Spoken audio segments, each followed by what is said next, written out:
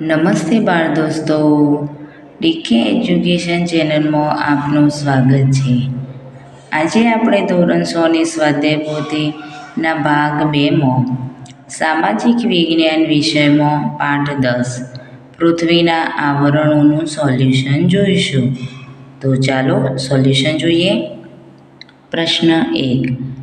નીચે આપેલા દરેક પ્રશ્નના ઉત્તર માટે આપેલા વિકલ્પમાંથી સાચો વિકલ્પ શોધી ચોરસ ખાનામાં લખો. પહેલો, સામાન્ય રીતે 1 કિલોમીટરની ઊંડાઈએ જતા આશરે 30° તાપમાનનો વધારો થાય છે. આ વિધાન કયા આવરણને લાગુ પડે છે? મૃદાવરણ, જલાવરણ, વાતાવરણ કે જીવાવરણ? તો જવાબ આવશે A, મૃદાવરણ. બીજો, તમે વહેલી સવારે સમુદ્ર કિનારે ફરવા જાઓ ત્યારે તમને કયો સ્વાસ્થ્યવર્ધક વાયુ પ્રાપ્ત થશે? તો ઓક્સિજન, નાઇટ્રોજન, ઓઝોન, હાઇડ્રોજન? તો જવાબ આવશે C, ઓઝોન વાયુ. ત્રીજું છે, પૃથ્વી પર મુખ્ય કેટલા આવરણો છે? 1, 2, 3 કે 4? તો જવાબ આવશે D, 4. ચોથો, પૃથ્વી પરના પાણીના કુલ જથ્થામાંથી કેટલા ટકા પાણીનો જથ્થો મહાસાગરમાં રહેલો છે? A, 71%, B, 80%, C, 88% કે D, 97%? તો જવાબ આવશે D, 97%. પૃથ્વી ઉપરનું કયું આવરણ નરી આંખે જોઈ શકાતું નથી? A, મૃદાવરણ, B, જલાવરણ, C, વાતાવરણ કે D, જીવાવરણ? તો જવાબ આવશે C, વાતાવરણ. છઠ્ઠું, ટીવી પર આવતા કાર્યક્રમો આપણે કયા આવરણને લીધે સરળતાથી જોઈ શકીએ છીએ? તો A, મૃદાવરણ, B, જલાવરણ, C, વાતાવરણ, D, જીવાવરણ? તો જવાબ આવશે C, વાતાવરણ. સાતમું, સૌર પરિવારનો કયો ગ્રહ સજીવ સૃષ્ટિ ધરાવે છે? તો નેપચ્યુન, પૃથ્વી, શુક્ર કે ગુરુ? તો જવાબ આવશે B, પૃથ્વી. આઠમો પ્રશ્ન, તમારા ગામમાં નિરંતર વૃક્ષો કાપવાથી પૃથ્વી પર કયા વાયુનું પ્રમાણ ઘટતું જશે? ઓક્સિજન, નાઇટ્રોજન, ઓઝોન કે હાઇડ્રોજન? તો જવાબ આવશે A, ઓક્સિજન. પ્રશ્ન 2A, યોગ્ય શબ્દો વડે નીચેના વિધાનોની ખાલી જગ્યા પૂરો. પહેલો, મૃદા શબ્દનો અર્થ ખાલી જગ્યા થાય છે. તો જવાબ આવશે માટી. બીજો, ખડકોના પીગળેલા દ્રવ્યને ખાલી જગ્યા કહે છે. તો જવાબ આવશે મેગ્મા. ત્રીજો, મીઠા પાણીનો મુખ્ય સ્ત્રોત ખાલી જગ્યા છે. તો જવાબ આવશે વરસાદ. ચોથો, વધારે વાહનોની અવરજવરવાળા વિસ્તારોમાં ખાલી જગ્યા વાયુનું પ્રમાણ વધારે હોય છે. તો જવાબ આવશે કાર્બન ડાયોક્સાઇડ. પાંચમું, પૃથ્વીની સપાટીથી ઊંચાઈ તરફ જતાં ખાલી જગ્યા વાયુનું પ્રમાણ ઘટતું જાય છે. તો જવાબ આવશે ઓક્સિજન. હવે પ્રશ્ન 2B, નીચેના વિધાનો સાચા છે કે ખોટા તે જણાવો. પહેલો, પૃથ્વીની સપાટીનો આશરે 71% ભાગ મૃદાવરણ ધરાવે છે. ખોટું. બીજો, પૃથ્વીની સપાટી પર ભૂમિ વિસ્તાર કરતાં પાણીના વિસ્તારનું પ્રમાણ ઓછું છે. ખોટું. ત્રીજો, પૃથ્વીની સપાટીથી આશરે 1200 થી 1500 કિમી સુધી વાતાવરણ વિસ્તરેલું છે. ખોટું. ચોથું, ઓઝોન વાયુ સૂર્યના પાંચજાંબલી કિરણોથી પૃથ્વી પરના સજીવોને બચાવે છે. સાચું. પાંચમો, સમુદ્રના પાણીમાંથી મીઠું મેળવવામાં આવે છે. સાચું. પ્રશ્ન 3A, બંધ બેસતા જોડકા રચો. વિભાગ A ઉત્તર અને વિભાગ B. તો વિભાગ B માંથી જવાબ શોધીને લખવાનો છે.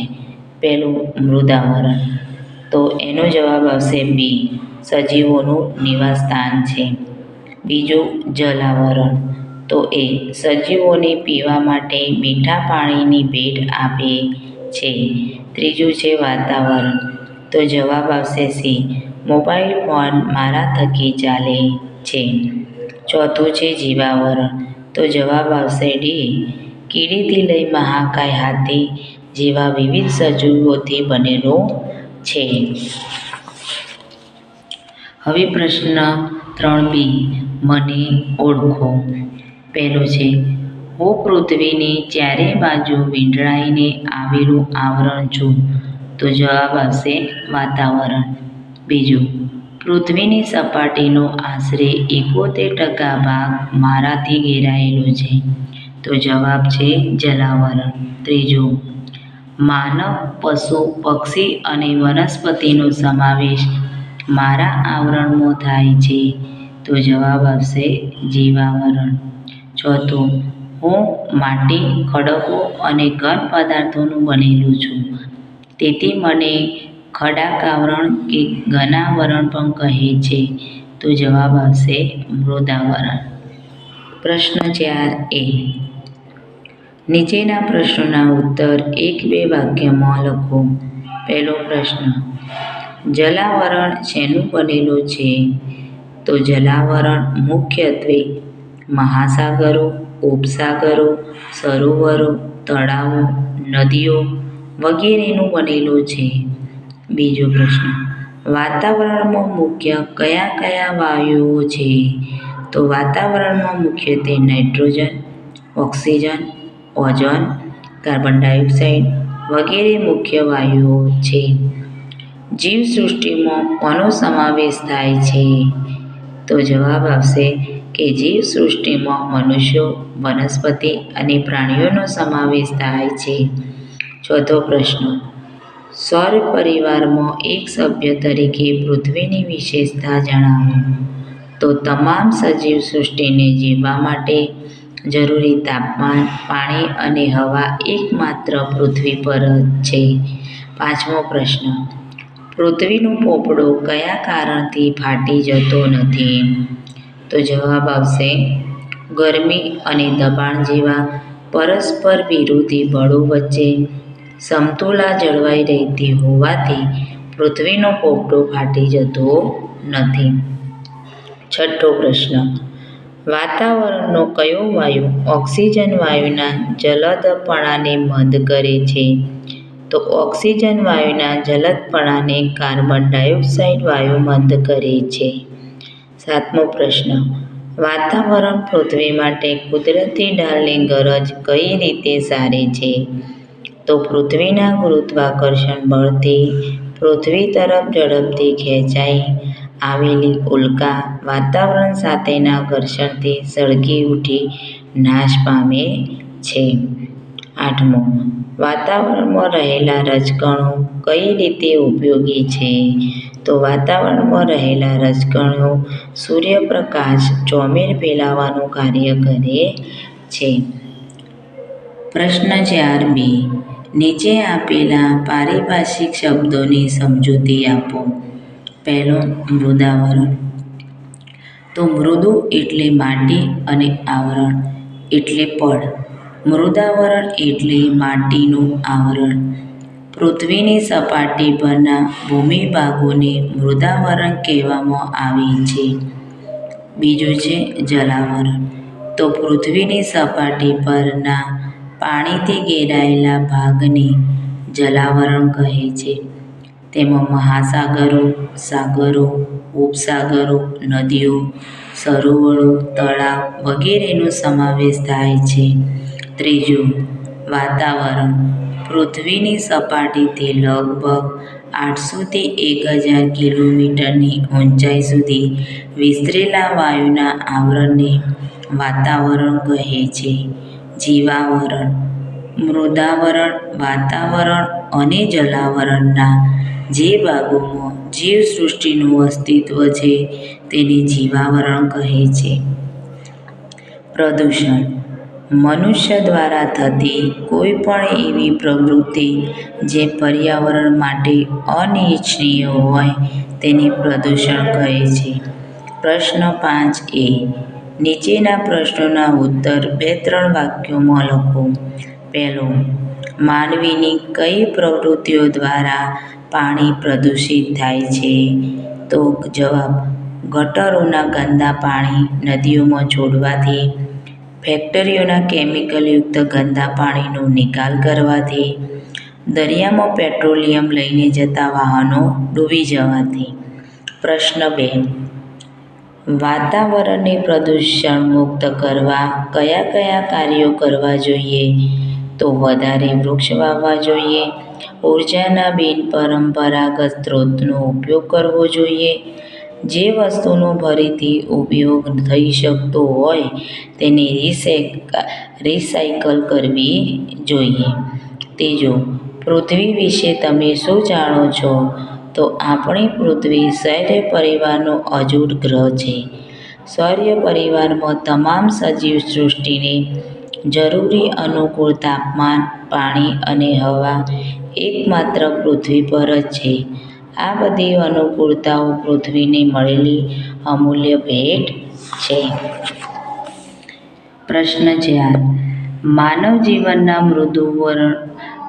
મૃદાવરણનું શું મહત્વ છે? તો આપણા ઘર, ખેતી, ઉદ્યોગો બધું જ આ મૃદાવરણ સાથે સંબંધ ધરાવે છે. મૃદાવરણમાંથી ખનિજો અને ખનિજ તેલ મળે છે. ખેતી કરી વિવિધ પાકોનું ઉત્પાદન મેળવીએ છીએ. મેદાન પ્રદેશોમાં વિવિધ ઉદ્યોગ ધંધા ખનિજ તેલ મળે છે. 5. ભૂમિ પ્રદૂષિત ન થાય તે માટે તમે શું કરશો? તો કચરો જમીન ઉપર ગમે ત્યાં ફેંકવો જોઈએ નહીં. ખેતરોમાં રાસાયણિક જંતુનાશકો અને ખાતરનો ઉપયોગ ઘટાડવો અને પ્લાસ્ટિકનો ઉપયોગ ઘટાડવો. પ્રશ્ન 2. ટૂંક નોંધ લખો. વાતાવરણનું મહત્વ. ઓઝોન વાયુ સૂર્યના પારજાંબલી કિરણોનું શોષણ કરી પૃથ્વી પરની જીવસૃષ્ટિને સૂર્યની પ્રચંડ ગરમીથી બચાવે છે. વાતાવરણમાં રહેલા રજકણો પૃથ્વી પર પડતા સૂર્યપ્રકાશને ચોતરફ ફેલાવે છે. રજકણો વાદળ બનાવવા પણ મદદરૂપ થાય છે. આપણે વાતાવરણને લીધે અવાજ સાંભળી શકીએ છીએ. વાતાવરણ સાથેના ઘર્ષણથી ઉલ્કા જેવા અવકાશીય પદાર્થ સળગી ઉઠી નાશ પામે છે. આમ વાતાવરણ પૃથ્વી માટે કુદરતી ઢાલની ગરજ સારે છે. પ્રશ્ન 6a. કૌંસમાં આપેલ વિગતોનું મૃદાવરણ, જલાવરણ, વાતાવરણ અને જીવાવરણમાં વર્ગીકરણ કરો. તો કૌંસમાં આપેલું છે પર્વત, નદી, ઓક્સિજન, પ્રાણીઓ, વનસ્પતિઓ, વાયુઓ, મહાસાગરો, ખીણ પ્રદેશો, રણ પ્રદેશો, તળાવ, ધુમાડો, માછલી, વૃક્ષો, વાદળ, સરોવર અને મેદાનો. તો મૃદાવરણમાં આવશે રણ પ્રદેશો, ખીણ પ્રદેશો, પર્વતો અને મેદાનો. જલાવરણમાં આવશે તળાવ, નદી, મહાસાગરો અને સરોવર. વાતાવરણમાં આવશે ઓક્સિજન, વાયુઓ, ધુમાડો અને વાદળ. જીવાવરણમાં આવશે પ્રાણીઓ, વનસ્પતિઓ, માછલી અને વૃક્ષો. પ્રશ્ન 6b. પાઠ્યપુસ્તકના પાના નંબર 77 પરના 12.11 ભારતના રાજકીય નકશાની મદદથી નીચેના પ્રશ્નોના જવાબ આપો. પહેલો પ્રશ્ન. ભારત દેશ કઈ 3 જળરાશિથી ઘેરાયેલો છે? તો ભારત દેશ અરબ સાગર, બંગાળાની ખાડી અને હિંદ મહાસાગર જળરાશિથી ઘેરાયેલ છે. બીજો, ભારતના પાડોશી દેશોના નામ લખો. ભારતના પાડોશી દેશોમાં પાકિસ્તાન, ચીન, નેપાળ, ભૂતાન, બાંગ્લાદેશ, શ્રીલંકા, મ્યાનમાર. અરબ સાગરમાં ભારતનો કયો દ્વીપ સમૂહ આવેલ છે? અરબ સાગરમાં ભારતમાં લક્ષદ્વીપ નામનો દ્વીપ સમૂહ આવેલો છે. અંદમાન અને નિકોબારના દ્વીપ સમૂહો કયા સાગરમાં આવેલા છે? તો અંદામાન અને નિકોબારના દ્વીપ સમૂહો હિંદ મહાસાગરમાં આવેલા છે. કર્કવૃત ભારતના કયા કયા રાજ્યોમાંથી પસાર થાય છે? તો કર્કવૃત ભારતના ગુજરાત, મધ્યપ્રદેશ, છત્તીસગઢ, ઝારખંડ, પશ્ચિમ બંગાળમાંથી પસાર થાય છે. મરજીવા દરિયાની અંદર સફર કરવા જાય ત્યારે પોતાની સાથે ઓક્સિજનનો બાટલો શા માટે રાખે છે? તો દરિયાના પાણીમાં ઓગળેલો ઓક્સિજન હોય છે, જે મનુષ્યના શ્વાસમાં લઈ શકાતો નથી.